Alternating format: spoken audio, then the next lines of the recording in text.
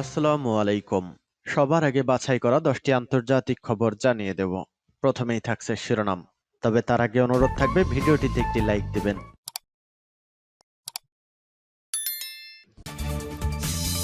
পুরোদমে ইসরায়েল ফিলিস্তিনি যুদ্ধ চলছে, জানিয়ে দিব হাতে থাকা গুরুত্বপূর্ণ আপডেট আন্তর্জাতিক সংবাদ। প্রথমেই সংবাদ শিরোনাম, যুদ্ধ ছড়িয়ে পড়েছে মধ্যপ্রাচ্যে।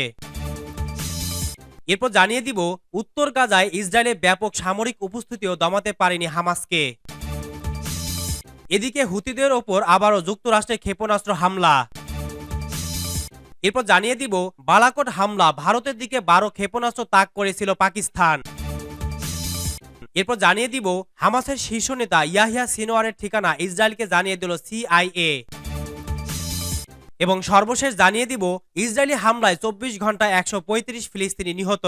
শুনছিলেন সংবাদ শিরোনাম, এখন বিস্তারিত। তবে অনুরোধ থাকবে ভিডিওতে একটি লাইক করে দিন এবং কমেন্ট করে জানিয়ে দিন আপনার মূল্যবান মতামত।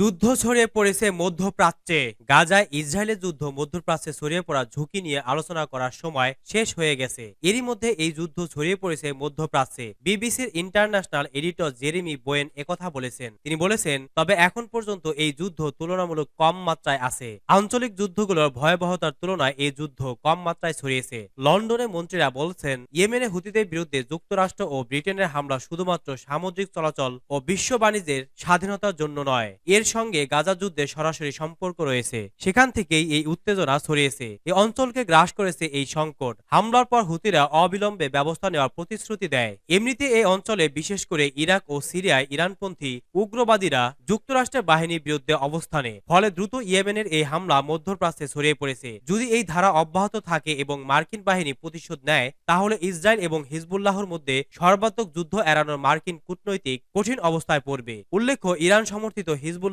বড় রকম রাজনৈতিক শক্তিও হয়ে উঠেছে। মিত্র এবং প্রক্সি প্রতিরোধে কথিত চক্রের নেটওয়ার্কের অংশ হুতিরা। নিজেদের শত্রুদের বিরুদ্ধে তাদেরকে লাগিয়ে দিয়েছে ইরান। তারা ইরান থেকে স্পর্শকাতর এবং অত্যাধুনিক অস্ত্র পাচ্ছে। হুতিকে তেহরানের প্রক্সি হিসেবে দেখার চেয়ে মিত্র হিসেবে দেখাই উত্তম। জেরেমি বোয়েন লিখেছেন, ইয়েমেনে হুতিদের সঙ্গে কিছুটা সময় একান্তে কাটিয়েছে। তারা মানসিকভাবে উচ্চ মাত্রায় স্বাধীন বলে মনে করে নিজেদের। তারা যুক্তরাষ্ট্রের সঙ্গে যুদ্ধে জড়িয়ে পড়তে চায়। এই যুদ্ধের অংশ হতে চায় তারা। তাদের সক্ষমতাকে বৃদ্ধি করেছে ইরান। তাদেরকে অস্ত্র দিয়েছে। এর মধ্যে আছে জাহাজ বিধ্বংসী ক্ষেপণাস্ত্র, ব্যালিস্টিক ক্ষেপণাস্ত্র। ড্রোন হামলার পাশাপাশি এসব ক্ষেপণাস্ত্র ইসরায়েলি দিকে ছুড়েছে তারা। ইউক্রেনের বিরুদ্ধে ব্যবহারের জন্য একই রকম অস্ত্র রাশিয়াকে দিয়েছে ইরান। ফলে ইউক্রেন অস্ত্রের দিক দিয়ে সমৃদ্ধ হয়েছে। উত্তর গাজায় ইসরায়েলের ব্যাপক সামরিক উপস্থিতিও দমাতে পারেনি হামাসকে। উত্তর গাজায় ইসরায়েলের ব্যাপক সামরিক উপস্থিতিও দমাতে পারেনি হামাসকে। তাই প্রতিনিয়তই হামাস সদস্যদের প্রতিরোধের মুখে পড়তে হচ্ছে ইসরায়েলি সেনাদের। Institute for the Study of War (ISW) ও ক্রিটিক্যাল থ্রেটস প্রজেক্ট (CTP) এর সর্বশেষ প্রতিবেদনে এই তথ্য জানানো হয়েছে। প্রতিবেদনে বলা হয়েছে, উত্তর গাজায় ইসরায়েলের ব্যাপক সামরিক উপস্থিতিও সত্ত্বেও এখনও সেখানে নিজেদের শক্তিশালী উপস্থিতি জানান দিয়ে যাচ্ছে হামাস। প্রতিবেদনে এক ইসরায়েলি সামরিক কর্মকর্তা সূত্রে দাবি করা হয়েছে, এলাকার বেশিরভাগ স্থানীয় হামাস ব্যাটালিয়ন কমান্ডার নিহত হয়েছে, কিন্তু কয়েক ডজন যোদ্ধা এখনো সক্রিয়। তারই মূলত গেরিলা হামলা পরিচালনা করে যাচ্ছে। উল্লেখ্য, ইসরায়েল উত্তর গাজার পাশাপাশি দক্ষিণের খান ইউনিসেও ব্যাপক অভিযান চালিয়েছে। সূত্র আল জাজিরা। হুতিদের ওপর আবারও যুক্তরাষ্ট্রের ক্ষেপণাস্ত্র হামলা। ইয়েমেনে হুতি বিদ্রোহীদের লক্ষ্য করে নতুন হামলা চালিয়েছে যুক্তরাষ্ট্র। শুক্রবার হুতিদের অন্তত 30টি অবস্থান লক্ষ্য করে হামলা চালানোর পর শনিবার সকালে আবারও বিমান হামলা চালিয়েছে মার্কিন সেনারা। তবে শনিবার যে হামলা চালানো হয়েছে সেটির পরিধি অনেক কম ছিল। যুক্তরাষ্ট্রের পক্ষ থেকে জানানো হয়েছে, হুতিদের রাডার লক্ষ্য করে হামলা চালানো হয়েছে। খবর বিবিসির। যুক্তরাষ্ট্রের কেন্দ্রীয় কমান্ডার জানিয়েছে, হুতিদের রাডার লক্ষ্য করে হামলাটি চালিয়েছে যুদ্ধজাহাজ USS কার্নে। হামলায় ব্যবহার করা হয়েছে তোমাহক ক্ষেপণাস্ত্র। কেন্দ্রীয় কমান্ডার আরও জানিয়েছে, বাণিজ্যিক জাহাজে হুতিদের হামলা চালানোর সক্ষমতা কমিয়ে দিতে শুক্র ও শনি টানা 2 দিন হামলা চালানো হয়েছে। ফিলিস্তিনের অবরুদ্ধ গাজায় ইসরায়েলের বর্বর হামলার জবাব দিতে এবং এ হামলা বন্ধ করতে লোহিত সাগরে ইসরায়েলগামী জাহাজে হামলা চালাচ্ছে হুতিরা। ইরান সমর্থিত সশস্ত্র গোষ্ঠী হুতি বিদ্রোহীরা জানিয়েছে, যতদিন গাজায় ইসরায়েলের বর্বরতা চলবে ততদিন তারা হামলা চালিয়ে যাবে। বাণিজ্যিক জাহাজ লক্ষ্য করে হুতিদের এসব হামলার কারণে আন্তর্জাতিক বাজারে এর অনেক প্রভাব পড়েছে। লোহিত সাগর থেকে মিশরের সুয়েজ খাল হয়ে যেসব জাহাজ ইউরোপে যেত, সেসব জাহাজকে এখন আফ্রিকা ঘুরে যেতে হচ্ছে। এতে করে আগের তুলনায় জাহাজকে আরো 10 দিন বেশি চলতে হচ্ছে। আর গন্তব্যে পৌঁছাতে জাহাজের বেশি সময় লাগায় জিনিসপত্রের দামও বৃদ্ধি পাচ্ছে। বালাকোট হামলা, ভারতের দিকে 12 ক্ষেপণাস্ত্র তাক করেছিল পাকিস্তান। বালাকোট হামলার পর ভারতের দিকে 12টি ক্ষেপণাস্ত্র তাক করেছিল পাকিস্তান। শনিবার 13 জানুয়ারি পাকিস্তান ভিত্তিক গণমাধ্যম দ্য নিউজ ইন্টারন্যাশনালের এক প্রতিবেদনে এ তথ্য জানানো হয়েছে। প্রতিবেদনে দেশটির পররাষ্ট্র দফতরের সূত্রে বলা হয়েছে, পাকিস্তান নিজস্ব গোয়েন্দা সূত্রে জানতে পেরেছে যে তাদের দিকে লক্ষ্য করে ভারতীয় ক্ষেপণাস্ত্র মোতায়েন করা হয়েছে। তখনই পাল্টা প্রতিক্রিয়া হিসেবে পাকিস্তান ভারতের দিকে 12টি ক্ষেপণাস্ত্র তাক করে। একই সাথে সাবেক প্রধানমন্ত্রী ইমরান খান টেলিফোন কলের মাধ্যমে ভারতীয় কর্মকাণ্ডে পরিণতি সম্পর্কে দেশটির প্রধানমন্ত্রীকে সতর্ক করে। সূত্রটি আরও জানিয়েছে, ভারত পাকিস্তানকে লক্ষ্য করে ক্ষেপণাস্ত্র হামলা করার পর ভারত সহ আন্তর্জাতিক মহলে এই ধারণা তৈরি হয়েছিল যে পাকিস্তান তার যথাযথ জবাব দিতে পারবে না, কারণ তারা ভেবেছিল উভয় দেশের সামর্থ্যের ব্যবধানে ভারত এগিয়ে রয়েছে। কিন্তু ওই ধারণা মিথ্যা প্রমাণ করে পাকিস্তান পাল্টা আঘাত হানে। একই সাথে দুটি ভারতীয় বিমান ও একটি হেলিকপ্টার ভূপাতিত করে। হেলিকপ্টারে থাকা 6 ভারতীয় বিমান বাহিনীর সদস্য পাক বাহিনীর হামলায় আহত, আরও একজন নিহত হয়। এদিকে পাক বাহিনীর হামলায় আজাদ কাশ্মীরের নিয়ন্ত্রণ রেখায় একটি ভারতীয় বিমান ভূপাতিত হয়েছিল।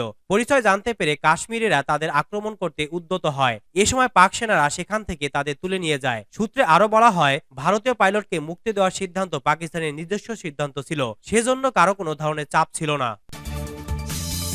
হামাসের শীর্ষ নেতা ইয়াহিয়া সিনওয়ারের ঠিকানা ইসরায়েলকে জানিয়ে দিল সিআইএ। হামাস নেতা ইয়াহিয়া সিনওয়ার সহ শীর্ষ নেতাদের ঠিকানা ইসরায়েলকে জানিয়ে দিয়েছে মার্কিন গোয়েন্দা সংস্থা সেন্ট্রাল ইন্টেলিজেন্স এজেন্সি সিআইএ। নাম প্রকাশে অনিচ্ছুক এক মার্কিন কর্মকর্তার সূত্রে এই তথ্য জানিয়েছে মার্কিন গণমাধ্যম নিউ ইয়র্ক টাইমস।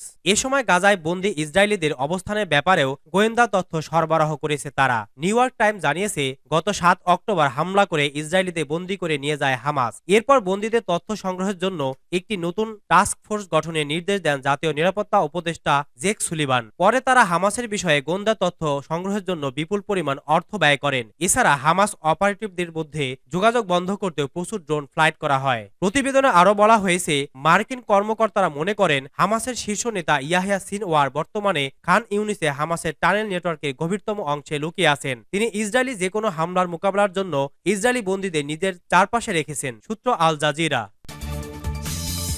ইসরায়েলি হামলায় 24 ঘন্টায় 135 ফিলিস্তিনি নিহত।